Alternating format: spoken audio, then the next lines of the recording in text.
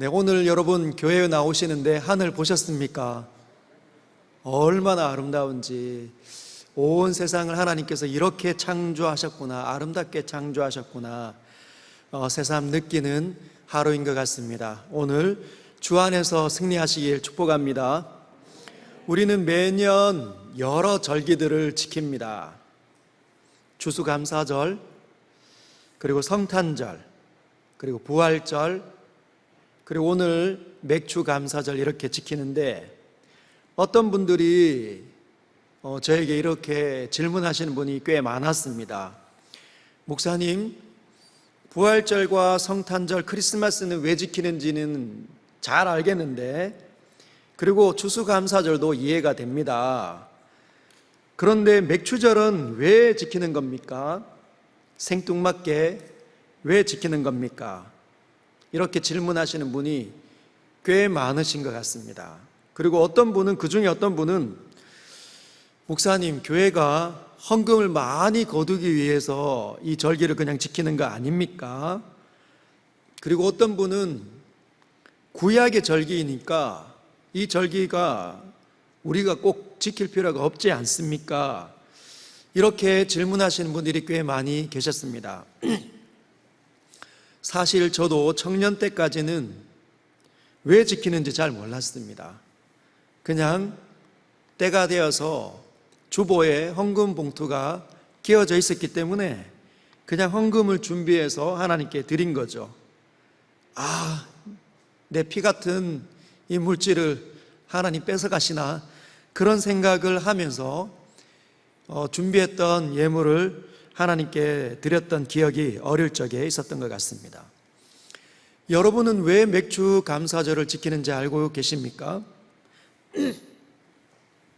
어떤 마음으로 오늘 예물을 준비해 오셨습니까? 오늘은 하나님께서 명령하셨던 그 절기에 대해서 알아보려고 합니다. 한번 주의 깊게 잘 들어보십시오. 좋은 교훈이 될 것 같습니다.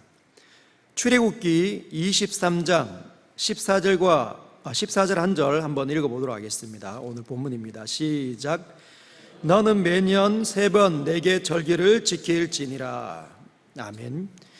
여러분은 구약의 절기가 어떤 것들이 있다고 생각합니까? 생각나는 게 있나요? 유월절이 있고, 초막절이 있고, 수장절이 있고, 네, 그런 절기들이 있습니다. 한번 제가 찾아봤는데 구약의 이스라엘 절기들은 유월절, 한번 따라할까요? 유월절, 무교절, 초실절, 수장절, 초막절, 맥추절, 칠칠절, 오순절, 여러분 이렇게 굉장히 많은 절기가 있습니다. 그런데 오늘 우리가 읽었던 출애굽기 23장 14절에는 너는 매년 3번 내게 절기를 지킬지니라. 몇 번 지키라고 말씀하셨습니까? 3번. 근데 우리는 방금 알아본 것처럼 유월절도 있고, 무교절도 있고, 초실절도 있고, 수장절도 있고, 초막절도 있고, 맥추절도 있고, 칠칠절도 있고, 오순절도 있는데, 이 많은 절기를 하나님께서는 3번 지키라 말씀하십니다. 왜 그러셨는지 한번 알아보도록 하겠습니다. 지금 오늘 출애굽기 23장 14절을 읽었지 않습니까? 주님이 이 명령하신 때 너는 매년 3번의 절기를 나에게 지킬지니라 이렇게 명령하셨던 이 시기가 출애굽기라는 거예요. 출애굽 때 이 절기에 대해서 하나님께서 명령하셨습니다. 그러면 지금 이 출애굽기 이 시점에 대해서 한번 알아보겠습니다. 교회를 처음 나오신 분이 간혹 한두 분 계시고, 또 신앙심이 굉장히 얕으신 분들도 간혹 한두 분 계시기 때문에 그분들을 위해서 우리 모두가 출애굽을 한 이유에 대해서 간략하게 알아보는 시간을 한번 갖겠습니다. 여러분, 하나님께서 최초의 사람을 창조하셨습니다. 그들의 이름이 아담과 하와였어요. 하나님의 뜻대로 이 땅에 살아야 되는데 그들이 하나님의 뜻을 저버렸습니다. 하나님의 뜻과는 상관없이 이제는 하나님의 형상대로 능력 있는 굉장히 뛰어난 피조물로 지음을 받았기 때문에 하나님의 뜻대로 살지 않고 내 뜻대로 한번 살아보기로 작정을 하고 타락을 해버렸습니다. 하나님을 떠나니 하나님으로부터 오는 모든 좋은 것을 의지해서 받아 누리면서 살아야 되는데 그 공급하는 것이 끊어지다 보니까 자신의 힘으로만 살아야 된 것이죠. 그러다 보니 타락한 본성에 의해서 미워하고 다투고 싸우고 분내고 싫어하는 일들이 세상의 곳곳에 생겨나기 시작했습니다. 아담과 하와가 자녀를 낳았고 그 자녀가 자녀를 낳았고 그 자녀가 자녀를 낳고 낳고 하다 보니 온 세상에 하나님을 알지 못하는 사람이 가득히 생겨난 것이죠. 그때 하나님의 이 손가락이 온 세상에 가득한 한 세상에 있는 사람들 속에 한 사람을 향하여 지목을 하셨습니다. 누구였을까요? 그 사람이 바로 아브라함입니다. 아브라함. 하나님께서 아브라함을 지목을 하셨는데 이 아브라함이 원래 어디에 살았냐? 우리 모두는 아브라함이 가나안 땅으로 옮겨졌다는 사실을 알지만 원래 이 아브라함은 가나안 사람이 아닙니다. 어디에 살았냐? 그 당시에 최고의 문명을 누렸던 메소포타미아 문명, 그 발생지였던 이라크 땅에 가장 위대하고 탁월한 도시였던 갈대아 우르에서 태어나서 자란 사람입니다. 가장 번성한 도시의 한 사람인 아브라함을 하나님께서 지목하신 거죠. 내가 너를 지목하여 불렀나니 너는 내 것이라. 그리고 하나님께서는 그 아브라함을 갈대아 우르에서 가나안 땅으로 이주를 시켜 주셨습니다.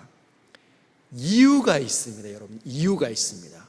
이유를 모르면 아무짝에도 쓸모가 없어요. 여러분, 이유를 알아야 아브라함이 왜 부름을 받았는지, 왜 가나안 땅으로 가게 됐는지를 알 수 있습니다. 여러분, 이유 알고 있습니까? 하나님께서 그 엄청난 거룩한 하나님의 손가락으로 지목을 당한 아브라함의 소명, 무엇 때문일까요? 그건 하나님을 따라 사는 백성이 그 당시에 없었기 때문에 하나님을 따라 사는 백성을 만들기 위함입니다. 갈대아 우르에서는 안 된다는 거죠. 우상의 도시였던 그 갈대아 우르에서는 안 된다. 아브라함이 전혀 새로운 낯선 그 땅에 이주를 하고 그 땅에서 하나님을 제대로 경험을 해야 하나님의 백성으로 창조가 될 수 있다. 하나님 그렇게 여기셨던 것 같습니다. 즉 하나님을 따라 사는 백성은 무엇을 의미할까요? 하나님의 나라가 다시 시작될 것이라는 겁니다. 하나님께서는 원대한 꿈을 가지고 계십니다. 비전이 있으신 분이세요. 굉장히 비전업을 하신 분이십니다. 그분은 구원과 회복이라는 엄청난 비전의 소유자이십니다. 하나님의 나라의 회복, 온 세상이 타락했는데 그 중에 사람들을 다시 구원하여서 하나님의 나라의 회복을 가지고 오시는 분. 아브라함은 하나님을 따라 사는 민족으로 창조되도록 부름을 받았다는 거 꼭 기억하십시오. 하나님의 나라의 회복. 자, 그러면 이 당시에는 여러분 다 하나님 없이 살아가던 시절 아닙니까? 그래서 곳곳에서 법과 원칙이 없었던 시절입니다. 특별히 재물이 많은 사람, 힘이 센 사람, 그래서 권력이 중심에 있는 사람이 모든 것들을 다 갖고 모든 것들을 다 자기 마음대로 하던 시절이었어요. 그 당시를 창세기 6장 11절은 이렇게 평가를 합니다. 그때에 온 땅이 하나님 앞에 부패하여 포악함이 땅에 가득한지라. 아브라함이 살던 시절은 하나님 앞에 부패한 사람들이 하나님 앞에서 부패해서 포악함이 가득하다는 거죠. 어디 부딪히기만 하면 어쭈 꼬라봤어? 이런 게 오늘날만 있었던 시절이 아니었다는 거예요. 아브라함이 부름을 받았던 그 시절도 지금과 매한 마찬가지였습니다. 그때 하나님께서 아브라함을 선택해서 가나안 땅으로 이주를 시켰죠. 그런데 여러분, 이 가나안 땅은 외로운 땅입니다. 하나님을 믿는 사람이 거의 전무한 비어있는 땅이 아니라 우상 숭배하는 사람들이 가득한 땅이 가나안 땅이었습니다. 아브라함이 이주를 했는데 얼마나 외로웠을까요? 그리고 얼마나 무서웠을까요? 수많은 사람들이 지켜보았고 여차하면 목숨을 노리는 사람들이 너무 많았습니다. 왜 하나님께서는 그 사람들, 이방 사람들이 우글우글거리는 자신의 고향이 아닌 낯선 그 가나안 땅으로 아브라함을 불러내셨을까요? 그 이유는 하나님의 사람으로 자라도록 너무너무 외롭고 무섭고 두려우니까 하나님을 찾을 수밖에 없고 하나님을 의지할 수밖에 없고, 그러다 보니 기도하고 예배하는 거죠. 말과 행동이 점점 하나님을 닮아가도록 변화되어 가는 땅이 가나안 땅입니다. 여러분, 목표를 기억하십시오. 하나님께서 아브라함을 왜 부르셨는지, 하나님의 백성 창조하기 위함이다. 하나님의 뜻대로 사는 사람들을 만들기 위함이라는 거죠. 아브라함이 지금 점점 하나님의 뜻 가운데 가까이 나아가는 사람으로 자랐습니다. 그런데 한 사람으로는 부족하다는 거죠. 한 가족 몇 명으로는 민족이 되는 것이 아닙니다. 백성이 된 게 아니에요. 어떻게 돼야 될까요? 아브라함이 이삭을 낳았습니다. 이삭이 야곱을 낳았죠. 야곱이 12아들을 낳았습니다. 그리고 그 11번째 아이 요셉이 애굽의 총리가 되었습니다. 애굽의 총리가 되었을 때 이 애굽 땅은 고대 근동 아시아에서 메소포타미아, 즉 갈대아 우르만큼 가장 그 문명이 탁월하게 발달한 나라였습니다. 강성한 나라, 아무도 쉽게 침범할 수 없는 나라. 여러분, 우리가 한 세대 전에 많은 한국 사회에서 수많은 사람들이 미국으로 이주를 했습니다. 왜 이주를 했을까요? 미국이 세계 가장 강대국 중에 하나이기 때문에, 가장 안전한 나라이기 때문에, 가장 살기 좋은 나라이기 때문에 그 나라로 간 것입니다. 그러면 아무도 침범할 수 없고 안전이 보장되니까, 미래가 보장되니까. 하나님께서 야곱과 함께 있었던 그 가정을 약 이 당시에 70명에서 80명 되는 사람이 애굽 땅, 이집트 땅에 가서 머물게 한 이유는 이집트, 애굽 땅이 가장 강성한 나라였기 때문입니다. 그리고 그 강성한 나라에서 야곱의 11번째 아들인 요셉이 총리로 복무하고 있었기 때문에 그 속에서 요람이 된 것이죠. 아이가 잘 자라듯이 이 이스라엘 백성이 이제 점점 강성한 나라가 되어 가는 것이죠. 그러면서 이제 이까지가 창세기가 끝이 납니다. 방금이 창세기 1장부터 해서 창세기 끝장까지가 요약이 된 겁니다. 그러면서 이제 출애굽기가 열리는 거죠. 근데 출애굽기가 열릴 때 1장 7절에 이런 고백이 있습니다. 이런 기록이 있습니다. 이스라엘의 자손은 생육하고 불어나 번성하고 매우 강하여 온 땅에 가득하게 되었더라. 여러분, 약 430년이 지나면서 이스라엘 백성들이 가장 강성한 나라인 이 애굽 땅에서 어떤 민족으로 성장했다고요? 매우 강한 민족으로, 매우 뛰어난 지혜로운 민족으로 온 땅에 가득하게 되었더라. 여러분, 그러면 이 당시에 있는 이집트, 애굽인들은 어떻게 이스라엘 백성들을 여기겠습니까? 원래는 보잘것없는 70명에서 80여 명에 밖에 되지 않는 소수 민족이었지만 이제는 강성한 약 200만 명으로 불어났는데 지혜롭고 강한 민족으로 성장했다는 것이죠. 그랬더니 1장 8절에는 요셉을 알지 못하는 새 왕이 일어나 애굽을 다스리더니, 요셉의 영향력이 이제 거의 중단되는 시점에 요셉을 알지 못하는 왕이 이제 등장하기 시작했습니다. 430년 후에. 그때 그들은 어떻게 이스라엘 백성들을 바라봤냐면, 출애굽기 1장 13절과 14절에 이렇게 되어져 있습니다.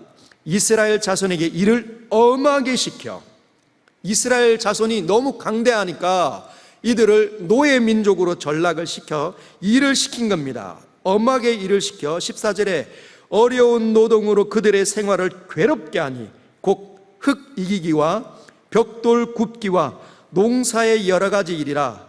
그 시키는 일이 모두 엄하였더라. 이 강성한 민족으로 자라니까 이게 위협이 되는 민족이 된 겁니다.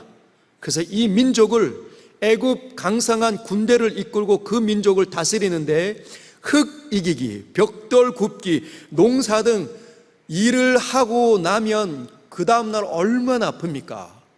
우리가 운동만 한번 그 전날 심하게 해도 그 다음날은 일어나기가 얼마나 어려운데요.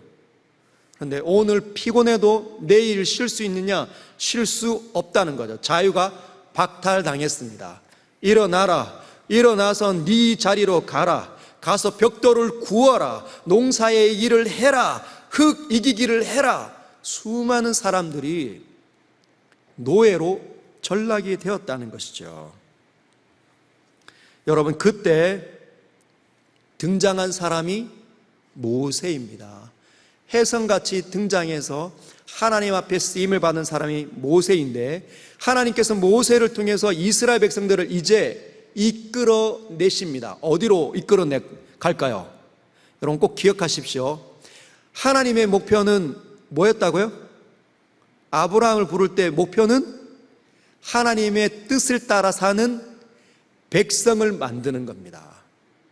백성이 만들어져야 하나님 나라가 시작되기 때문에 이집트에서, 애굽 땅에서 이스라엘 백성들이 여전히 살면 안 된다는 거죠. 여러분, 이스라엘 백성들이 그냥 고된 노예살이가 아니었으면 이집트 땅을 나올 필요가 있겠습니까? 없겠죠. 왜냐하면 가장 부강한 나라이기 때문에 모든 재화들이 그 나라로 몰려오니까 다른 나라로 갈 필요가 없습니다. 즉 뼛속까지 애굽 사람이에요. 자기 나라는 어느덧 할아버지 조상의 그 아브람, 믿음의 조상이었던, 자신들의 조상이었던 아브라함의 나라 가나안은 잊혀진 거예요. 그냥 이집트에 살 수밖에 없는데, 하나님께서 고단 종살이의 삶을 통해서 그들이 못 살겠다, 탈출하고 싶다, 심지어는 하나님께 기도하기 시작한 것입니다. 하나님께 부르짖었다고 성경은 기록하고 있습니다. 그때 하나님은 모세를 보내서 10가지 재앙을 그 강성한 나라 이집트 애굽 땅에 쏟아 부으십니다. 피, 개구리 재앙, 이들을 보내시고 파리떼를 보내시고 메뚜기 떼를 보내서 초토화 만드십니다. 뿐만 아니라 그 남아있는 것들은 우박과 불이 떨어져서 다 완전히 망하게 만드는 거죠. 그럼에도 불구하고 바로가 이스라엘 백성들을 보내지 않습니다. 하나님께서는 마지막 6월절 어린 양을 통해서 장자의 죽음까지도 하나님 재앙을 내리십니다. 그리고 난 다음에 홍해를 가르시면서 그 바다를 가르고 이스라엘 백성들을 이끌어 내십니다. 그리고 난 다음에 이스라엘 백성들이 마침내 어디에 도착하는가? 하나님의 산이라고 일컬음받는 시내 산 앞에 모여 있는 겁니다. 지금 23장의 배경이 바로 시내 산 앞에 이스라엘 백성들이 모여 있을 때 받았던 명령입니다. 근데 그 명령 중에 첫 번째 하나님께서 그 백성들에게 주신 명령이 뭐냐면 10계명이라는 거예요. 여러분, 하나님께서 아브라함을 갈대아 우르에서 부르신 목적이 뭐라고요? 잊으면 안 됩니다. 너무너무 중요하니까. 뭐였다고요? 하나님의 뜻을 따라 사는 백성, 즉 하나님의 나라의 시작입니다. 여러분, 이스라엘 백성들이 애굽 땅에서 하나님의 뜻을 받은 적이 없어요. 하나님의 계명을 들은 적이 없습니다. 그냥 하나님이 있다는 신앙만 명백을 이어서 올 뿐이었다는 거죠. 그런데 이들이 백성으로 만들어져서 그 요람 땅인 애굽 땅을 출발하는 것, 그게 출애굽입니다. 출애굽해서 하나님의 산 앞에 모여 있을 때 백성이 만들어졌죠. 그리고 하나님 왕이신 그 하나님께서 계명을 주십니다. 백성들에게 이제는 살 수 있는 기준을 주시는 거예요. 하나님의 뜻과 원칙을 주십니다. 그게 10계명입니다. 10계명. 그 10계명이 주어진 그때 하나님께서는 너희는 1년, 매년에 1년 동안 3번은 나에게 절기를 지키러 나와야 한다. 이렇게 명령하셨다는 거죠. 사랑하는 성도 여러분, 우리는 예수님을 통해서 하나님 나라를 경험하고 있고 들어왔습니다. 우리는 영적으로 출애굽한 사람들인 거죠. 그래서 우리는 우리의 생각대로 이제는 살지 않습니다. 하나님의 뜻과 하나님의 생각대로 살기 시작해야 된다는 거죠. 그러면서 하나님께서는 우리에게도 동일하게 매년 3번 절기를 지켜라 말씀하십니다. 이 구약의 이 절기가 오늘 신약의 시대를 사는 우리에게 어떤 의미인지 이제 본격적으로 다루어 보도록 하겠습니다. 15절 오늘 본문 한번 읽어보도록 하겠습니다. 시작. 너는 무교병의 절기를 지키라. 내가 내게 명령한 대로 아비벌의 정한 때에 1해 동안 무교병을 먹을지니 이는 그 달에 내가 애굽에서 나왔음이라. 빈손으로 내 앞에 나오지 말지니라. 여러분, 하나님께서는 무교병의 절기를 지켜라 우리에게 명령하십니다. 무교병, 한자어로 되어서 우리 이 부분이 굉장히 낯설죠. 여러분, 무교병의 절기는 이런 뜻입니다. 없을 무, 누룩교, 떡병. 합치면 누룩이 없는 떡. 우리나라 말로는 떡으로 번역이 됐지만 누룩이 없는 빈대떡 같은 반죽.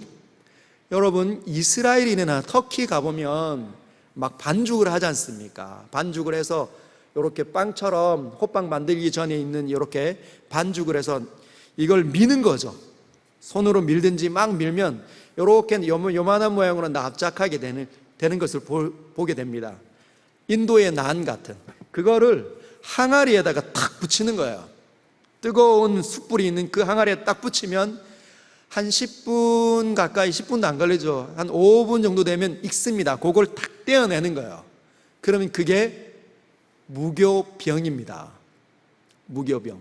즉 누룩이 들어가지 않는 빵을, 그 난과 같은 그 빵을 무교병이라고 한다는 거예요. 그럼 왜 이 무교병의 절기를 지켜야 되냐? 다른 성경에는, 다른 구절에는 무교절이라고 이야기합니다. 너희는 무교절을 지켜라. 누룩이 없는 빵을 먹는 그 절기를 지켜라 말씀하십니다. 여러분, 이 무교절은 유월절의 다른 말입니다. 한번 따라할까요? 유월절. 여러분, 유월절을 알고 있습니까? 유월절. 유월절은 유자가 넘을 유, 그리고 월자도 넘을 월입니다. 뭔가 넘어가는 것을 의미하는 절기가 유월절이에요. 지금 이 사람들이 어디에서 나왔다고요? 애굽 땅에서 나와서 지금 시내산 앞에 모여 있는데 주님이 너희가 지금 애굽을 출발하기 전에 마지막으로 경험한 재앙이 무엇이냐? 그게 유월절이에요. 장자의 죽음이 있었던. 여러분, 하나님께서 이 파라오가 이스라엘 백성들을 이렇게 내어주지 않으니까 하나님께서 마침내 마지막 재앙을 내리시는데 그게 이집트 땅, 애굽 땅에 있는 모든 첫 번째 난 자들, 짐승과 사람이든지 간에 첫 번째 난 것들의 생명을 거두어 가시는 재앙을 내리십니다. 죽음의 사자가 내려와서 건드리면, 집 안으로 들어가서 첫 번째 난 것들을 건드리면 첫 번째 난 사람들이나 짐승들이 다 죽어가는 거죠. 그 재앙을 내리시기 전에 주님께서 모세에게 명령해서 이스라엘 백성들에게 이것을 가르치십니다. 하나님의 사자가 내려와서 이집트 땅을 확 쓸고 가면 이스라엘 백성들이든지 애굽 백성이든지 상관없이 다 죽을 것이다. 그런데 너희가 표시를 내어라. 어떤 표시를 내어라? 양을 잡아서, 어린 양을 잡아서 그 양의 피를 가지고 우슬초에 적셔서 문 임방과 문 설주에 이렇게 바르는 거죠. 칠하는 겁니다. 그러면 죽음의 사자, 하나님의 사자가 내려왔을 때 그 집에 피가, 어린 양의 피가 발려 있는 것을 보고, 아, 이곳은 하나님의 백성의 집이구나 하고 넘어가는 거예요. 그 집을 넘어가는 거죠. 영어로는 패스 오버입니다. 패스, 나에게 패스, 위로 패스한다 해서 패스 오버, 넘어가 버렸다는 겁니다. 다른 집으로. 여러분, 하나님의 죽음의 사자가 내려왔을 때는 하나님의 명령을 받았기 때문에 하나님처럼 여겨집니다. 하나님께서는 제일 싫어하는 게 뭘까요? 퀴즈. 하나님께서 그렇게 지옥을 만들 만큼, 아들을 내어서 십자가에 달 만큼 가장 싫어하는 게 뭡니까? 예? 죄입니다. 죄. 여러분, 하나님께서 죄를 보시면 하나님의 백성이든지 아니면 애굽 백성이든지 상관없이 다 죽음을 당해요. 그런데 피를 발린다는 말은, 양을 잡아서 피를 발랐다는 말은 대속이 이미 치루어졌습니다라는 것을 의미합니다. 어린 양이 이 집에 대신 죽었습니다. 어린 양의 피가 속죄되었습니다라는 의미가 피발림입니다. 피발림. 여러분, 그때 그 유월절이 바로 무교절이라는 거예요. 그러면 왜 무교절이냐? 왜 유월절이라고 이야기하지 않고 왜 무교절이라고 이야기합니까? 여러분, 양을 잡아서 피를 바르는 동안, 그리고 하나님께서 보내시는 죽음의 사자가 우리 집에 찾아와서 온 애굽 땅을 휩쓰는 동안에 이스라엘 백성들이 잠자는 것이 아닙니다. 이스라엘 백성들은 잠잘 수가 없었습니다. 어떻게 했냐? 긴장하면서 옷을 갖추어 입고, 그리고 죽음의 이 소리가 끝이 나면 이제 바로 즉시 애굽 땅을 출발해야 되기 때문에, 출애굽해야 됐기 때문에 옷을 입고 준비를 해야 됐습니다. 그때 먹었던 이 빵이 무교빵이었다는 거예요. 무교병. 왜 무교병이었냐? 여러분, 누룩이 들어가서 하루 정도나 한 몇 시간 정도 두면 이스트가, 이게 효모가 들어가서 부풀기 시작하면 빵이 아주 맛있어집니다. 향긋해지고. 그런데 지금 그렇게 할 시간이 있다 없다? 없다는 겁니다. 너는 지금 너의 좋은 맛을, 행복한 시간을 보낼 틈이 없다. 이 출애굽은 즉각적으로 급하게 해야 되는 것이다. 그래서 무교병을 먹는 것이라는 거죠. 이 절기를 주님께서 명령하셨다는 겁니다. 여러분, 십자가 사건이 바로 유월절 아닙니까? 하나님의 어린 양으로서 예수님이 우리 대신 십자가 위에서 피를 흘리십니다. 그리고 십자가를 쳐다보는 모든 사람들은 그 예수 그리스도 거룩하신 하나님의 어린 양의 피가 발려지는 것이죠. 그래서 하나님의 이 죽음의 사자가 우리를 건너가는 겁니다. 영원한 멸망이, 저주가, 지옥이 우리를 빗겨가는 겁니다. 그래서 패스 오버라는 것이죠. 십자가 사건. 그러면 무교병 사건은 어떤 기간이냐? 우리가 하는 고난주간을 의미합니다. 십자가 사건을 기리기 위해서 한 해 동안 십자가 사건을 묵상하기 위해서 금식도 하고 성경도 읽고 내가 어떻게 구원을 받았는지를 상고하는 고난주간이 무교병의 절기의 기간이라는 거죠. 그리고 그때 이 6월절 끝날에 하나님께 뭘 드렸냐? 밭에서 나는 가장 이른 곡식을 베어다가 하나님께 드렸습니다. 그걸 초실절이라고 해요. 초실절. 첫 번째 열매. 여러분, 예수님께서 죽으시고 우리의 죄값을 치르시고 사망과 어둠의 권세 아래 갇혀 있는 게 아니라 3일 만에 그 사망의 권세를 깨뜨리시고 부활하셨습니다. 그분이 모든 죽어가는 이 죽음의 법칙을 깨뜨리신 거죠. 살아나셨다는 겁니다. 그게 부활절이죠. 그분이 첫 번째 열매, 그것이 부활절입니다.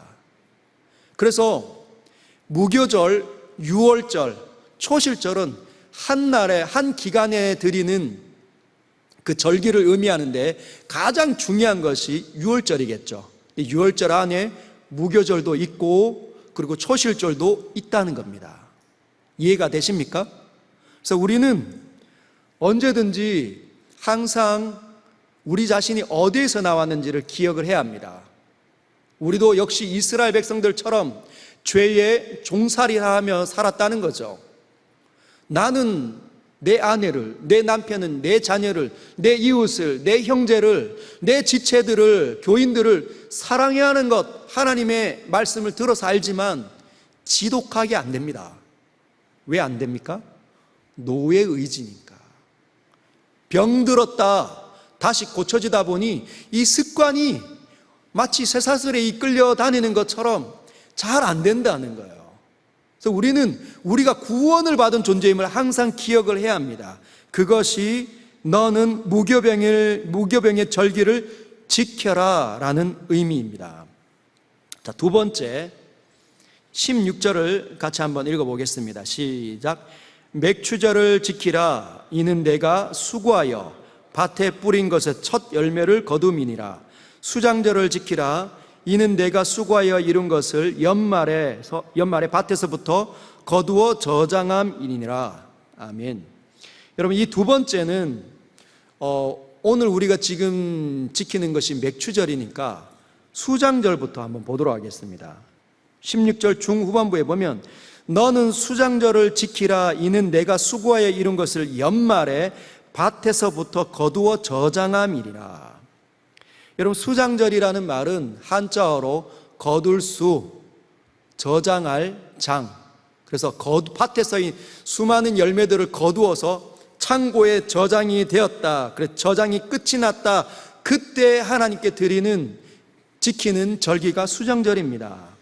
이때 항상 이 연말에 마지막 때 많은 사람들이, 이스라엘 백성들은 초막을 지어서 추수가 다 끝이 나면 초막을 지어서 풀로 된 장막을 지어서 거기서 일주일간 머뭅니다.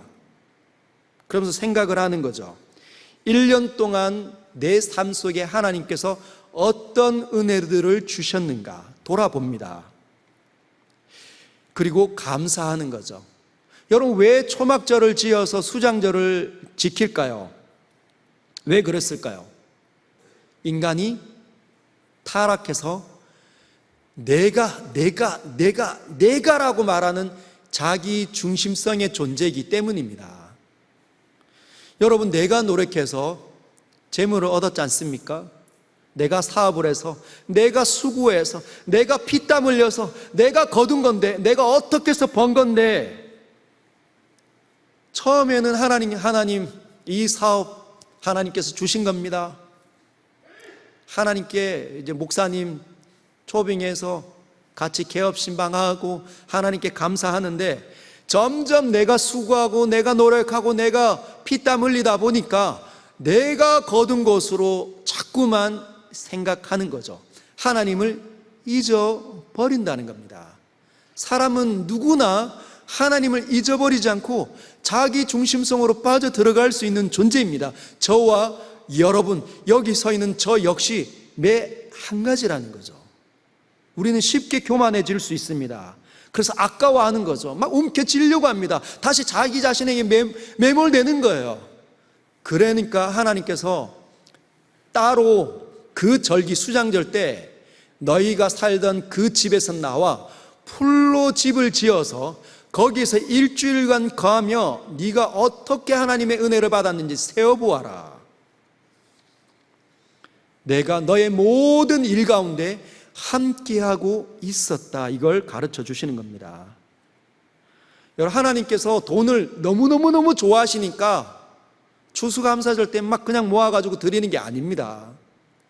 우리 모든 한 해의 농사를 하고 난 다음에 굉장히 아까워하는, 다시 인색하고 다시 이기적으로 변질될 수 있는 사람이기 때문에 수장절, 즉 오늘날 우리 신약을 사는 우리는 추수감사절로 지키는 겁니다. 한 해를 돌아보며 곳곳에서 얼마나 많이 하나님께서 간섭하셨는가. 나에게 심장을 주시고, 나에게 눈을 주시고, 나에게 입을 주시고, 나에게 귀를 주시고, 나에게 마음을 주시고, 내가 움직일 수 있는 내 육체를 주실 뿐만 아니라 나의 가족을 주시고, 내 직장을 주시고, 내 공동체를 주시고, 내가 살아갈 수 있는 모든 터전을 주셨구나. 세어보면 세어볼수록 감사하게 되고, 그러면 그 사람은 넉넉해집니다. 늘 자기에게만 함몰되면 인색하게 되는 거죠. 나눌 수가 없는데 감사를 세어보면 마음이 넉넉해지는 거죠. 그럼 그때 약한 자들을 돌아보게 된다는 거죠. 추수를 하고 난 다음에 약한 자들을 돌보도록 하나님 만들어 가신다는 겁니다. 마지막으로 세 번째, 맥추절, 오늘 우리가 지키는 맥추절에 대해서 알아보도록 하겠습니다.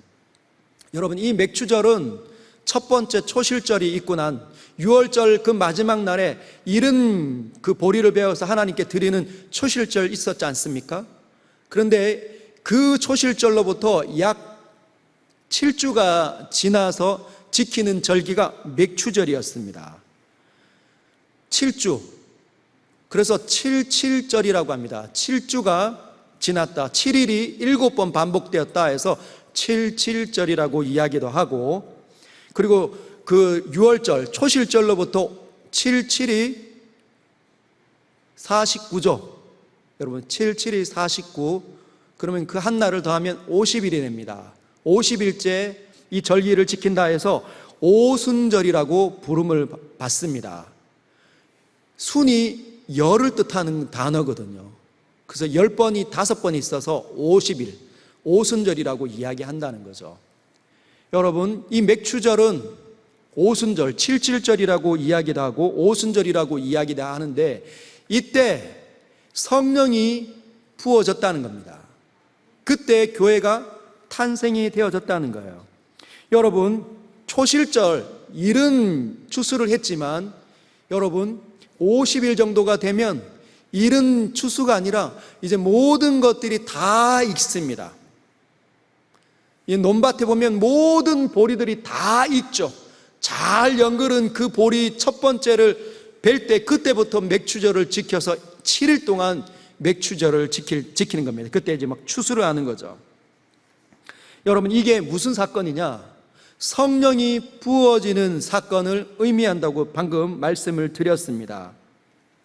여러분, 예수님께서 십자가에 달려 죽으시고 부활하시고 난 다음에 제자들과 며칠 동안 있었을까요? 학습 받을 때 가르치는 내용인데 며칠 동안 있었을까요? 여러분, 예수님께서 십자가에서 죽으시는 사건이 오순절 때 있었던 사건입니다. 그때 오순절날 예수님이 십자가에서, 6월절입니다. 예수님께서 십자가에서 죽으시는 그 절기가 6월절입니다. 그래서 예수님을 6월절에 죽는 하나님의 어린 양으로 비유를 하는 거죠. 근데 그 6월절로부터 맥추절은 얼마나 지났다고요? 50일. 그래서 오순절이라고 하잖아요. 7일이 7번, 77이 49, 50일이 지났을 때가 오순절인데, 예수님은 제자들과 부활하시고 난 다음에 제자들과 40일 동안 함께 계셨습니다. 함께 계시면서 제자들에게 무엇을 말씀하시느냐? 제자들에게 하나님의 나라에 대해서 가르쳐 주십니다. 그것이 사도행전 1장에 기록이 되어져 있습니다. 1장 3절입니다. 제가 읽겠습니다. 그가 고난 받으신 후에 또한 그들에게 확실한 많은 증거로 친히 살아계심을 나타내사 40일 동안 그들에게 보이시며 하나님의 나라의 일을 말씀하시느니라.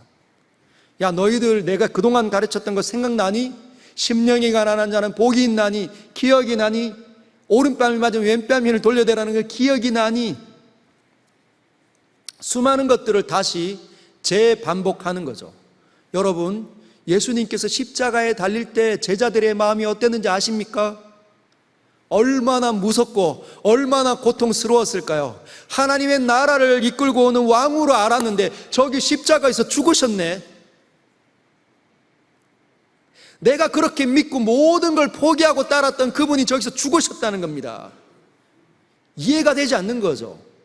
분명히 내가 죽고 난 다음에 3일 만에 부활하리라 말씀하셨는데도 이 지금 제자들은 이해를 할 수가 없습니다. 왜? 죽었다 살아난 사람을 이제까지 본 적이 없기 때문에. 십자가의 내용이 그들에게는 전혀 의미 있게 다가오지 않은 거죠. 두려움과 절망으로. 그런데 예수님이 부활하신 겁니다. 부활하셔서 40일 동안 자기들과 함께 머물시면서 하나님의 나라의 신비로움을 다시 말씀해 주신 거예요. 그때 다 이해가 되는 거죠. 이 제자들이 막 열정이 다시 막 솟구쳐 올랐을 겁니다. 아, 그렇습니다, 주님. 제가 이제 가서 한번 증인으로 한번 복음 전해 보겠습니다. 저를 보내주십시오 하고 싶은데 주님은 뭐라고 말씀하시냐면 4절에 사도행전 1장 4절에 사도와 함께 모이사 그들에게 분부하여 이르시되 예루살렘을 떠나지 말고 내게서 들은 바 아버지께서 약속하신 것을 기다리라. 너희들은 떠나면 안 된다. 내가 곧 하나님 앞으로 하나님께로 아버지께로 갈 건데 성령이 오실 것이다. 그때까지 기다려라. 너희들은 지금 나가면 안 된다. 열정만으로 안 됩니다, 여러분. 저와 여러분이 하나님의 이 은혜 받고 그렇게 한번 살아봐야지 그렇게 문 열고 나간다고 사라지는 게 아닙니다. 지금 제자들에게 뭘 말씀하시냐? 성령이 오셔야 된다. 성령이 올 때까지 기다려라. 그러면서 말씀하시고 승천하셨습니다. 그 이후에 제자들이 예루살렘을 떠나지 않고 약속하신 것을 기다립니다.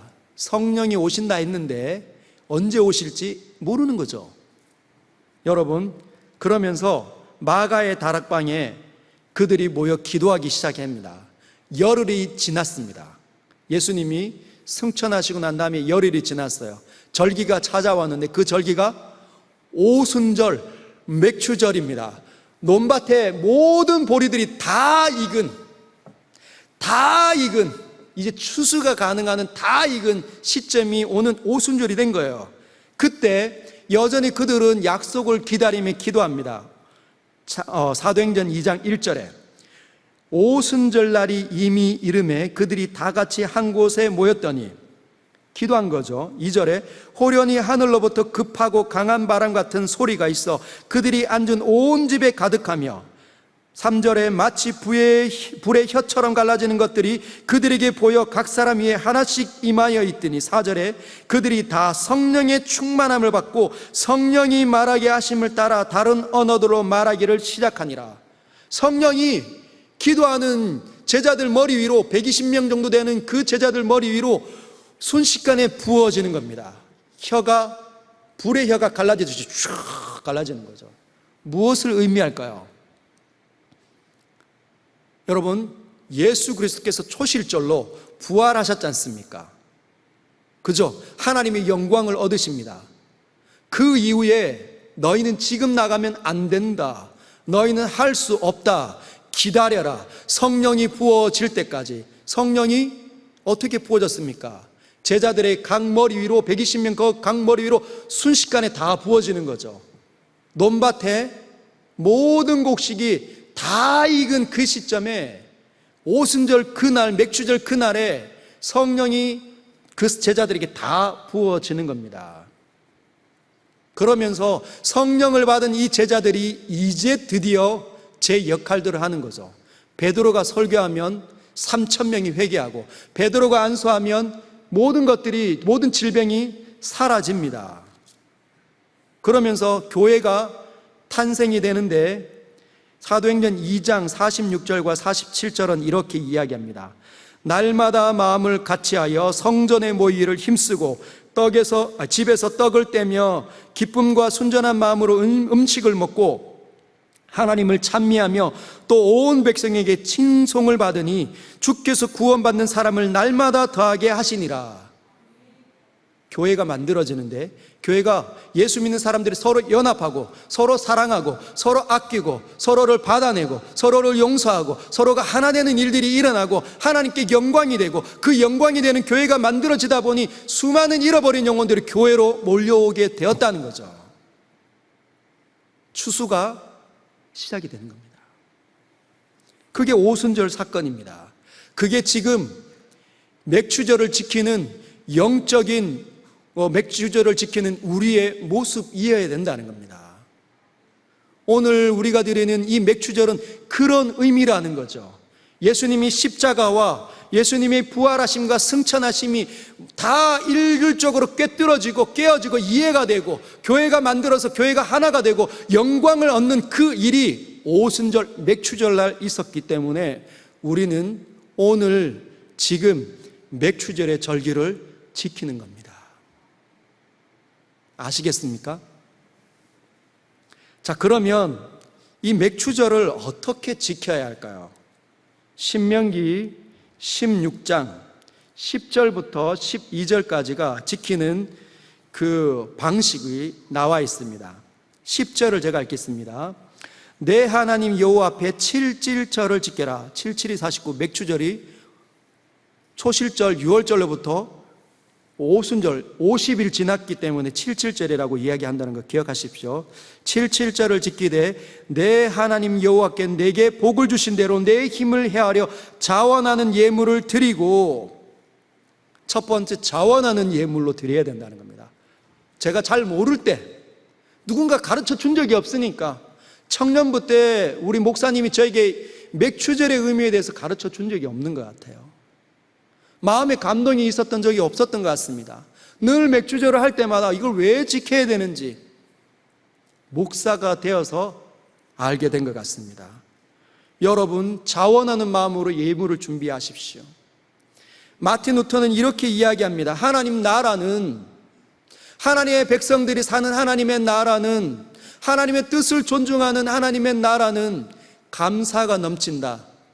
그러나 마귀의 나라는 원망과 불평만이 가득하다. 왜 그러겠습니까? 만족이 안 되거든요. 늘 남과 비교해서 나보다 좀 못한 사람을 보면 우쭐해고 교만해지고, 나보다 좀 잘난 사람 보면은 늘 절망하고 힘들어하는, 그래서 원망하고 불평하는 것, 자기 만족, 하나님께서 주신 은혜를 만족하지 못하니까 원망하고 불평이 가득한 거죠. 그러나 여러분, 우리는 하나님의 뜻을 존중하는 하나님의 백성들입니다. 하나님께서는 하나님의 백성을 창조하시는 분이십니다. 하나님의 뜻을 따라 사는 사람들, 그거 보고 싶어 하신다는 거죠.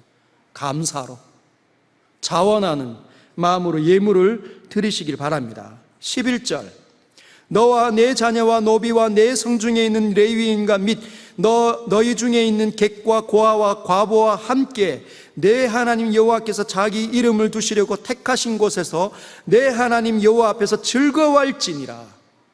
어떻게 하냐? 하나님을 즐거워하되 내게 주신 사람들과 함께 즐거워하는 겁니다.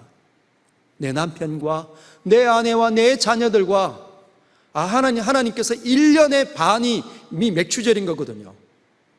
1년의 반을 지키셨구나. 내 사랑하는 사람들을 여전히 지키셨구나. 그들과 함께 음식을 나누어 먹는 겁니다. 오늘은 여러분 가정에 돌아가서 가족들과 함께 즐거운 시간을 보내십시오. 피자도 시키시고 치킨도 시키시고, 그래서 가족과 함께 즐거운 시간을 보내십시오. 뿐만 아니라 약한 사람, 내 자녀와 노비와 성중에 거하는 레위인과 객과 나그네들, 약한 사람들을 돌보는 것, 그들을 위해서 물질을 하나님께 드리는 거죠. 우리의 물질은 그렇게 사용되는 겁니다. 그리고 자기 이름을 두시려고 택하신 곳에서 하나님을 즐거워한다. 이곳이 하나님의 이름이 있는 것 아닙니까?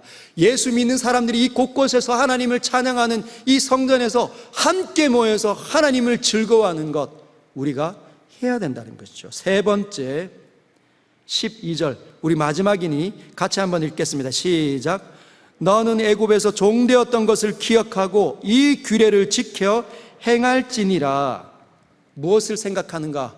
내가 구원받았지, 내가 은혜를 받은 사람이지, 내가 하나님의 용서함을 받은 사람이지, 그걸 기억하는 겁니다. 그래서 내 안에 죄가, 내 삶이 죄로 얼룩졌지는 않는지, 1년의 반을 돌아보면서 내 삶이 죄로 얼룩져 있는 것은 아닌지 죄를 청산하고 다시 십자가 앞으로 가고 십자가의 보혈로 나를 정결하게 하고, 그리고 하나님을 즐거워하며 하나님을 경배하며 내게 주신 사람들과 함께 즐거워하는 겁니다. 그리고 용서하는 거죠. 허물들을 받아내는 겁니다. 이것이 맥추절을 지키는 사람들의 몫이라는 거 꼭 기억하시기를 바랍니다.